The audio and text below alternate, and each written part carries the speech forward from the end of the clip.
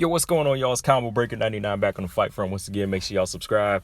I'm just back with my quick post-fight thoughts on Megan Anderson versus Zara Fairn. This was a much-needed win for Megan Anderson. She was able to, pull off a big win, big first-round submission over Zara Fairn in, her home country. She definitely needed this fight. She definitely needed this fight at this point, because if it wasn't this, she could have got cut from the UFC, in my opinion, especially, the fact that we don't really have a featherweight division to ride with right now, it would have kind of been like, what would be the purpose of keeping her? But, now that she won this fight in this position, she can kind of say, hey, we need to put something together, which I'll talk about in a minute. But just going back and looking at the fight, man, I seen some of Zara Fairn's fights, and I kind of felt like this fight would have been maybe 60-40, in favor of Megan. If it was standing, I thought that, Zara, her best chance was to, make this a striking match, or a good slug match. And that's what she went to do in the first round. She straight up rushed Megan Anderson in the first round and hit her with a few strikes, and she was able to get Megan's back to the fence. But, Megan, she did the next smart thing. She didn't try to go, punch for punch with her. She just kind of tied her up in a clinch and, kind of held her there for a second, and then kind of had Zara spin around with her back to Megan. And Megan had was still kind of in a position where Zara had her in a headlock and was landing a few strikes, but Megan used her size and her strength in this fight, and took it to the ground. She got a takedown and was on top of Zara most of the round. The majority of the round, she was able to have her in like full mount position and kind of sap Zara's energy this way. She was just kind of riding her out, landing a few strikes here and there. And in this position, she was almost like a python here, you know what I mean? Because she was really tightening up. She was really tightening up her grip, and she kind of had her legs wrapped around Zara, so she couldn't really get a position going.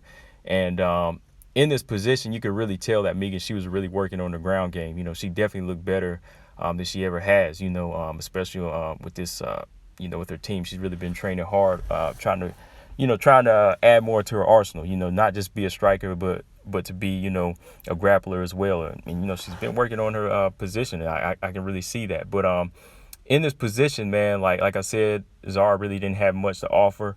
I've seen a past couple of her fights, and she's mostly a striker, heavy-handed striker and a slugger, but not really solid on the ground, and it really showed because in that position, Megan was able to kind of spin around, almost get a submission by armbar, but when Megan rolled over and got on her back, she had Zara locked up in a triangle choke position, and as she got tighter and tighter, I could already tell that Zara didn't have much, to answer that. And as she got tighter, she was able to just secure it and tightened up, and Zara tapped, man. But yeah, it was a good, solid win for Megan Anderson. Like I said, she definitely needed this win to stay in the UFC.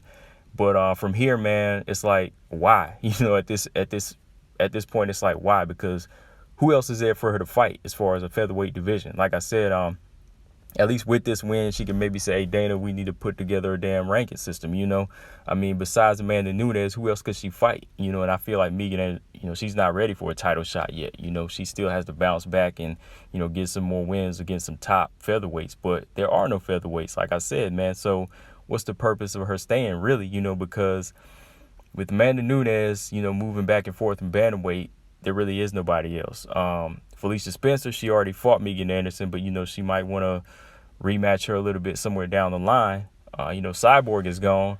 Zara Fairn, she's a featherweight, but, is she going to stick around? Other than that, we had a lot of ladies from the Tough Show, but a lot of them are kind of gone now. You don't really hear much about them. Some went to bantamweight, like Macy Chiasson, which to me is kind of killing her. To me it is, because I seen Macy in her last fight, and to me I think it was the weight that kind of made her look flat. But if they were to make this bantamweight, if they were to make this featherweight division, maybe she could go back as a featherweight, and they could, like I said, they really need to set up a ranking system again, man. Because other than that, it's just a figment of everybody's imagination, But from here, like I said, with Megan Anderson winning, maybe she can actually tell them now, hey, we need to put together a featherweight division, maybe make another tough tryout show or something, man, and bring it back together, man. Because from here, there's really nobody else there to fight right away.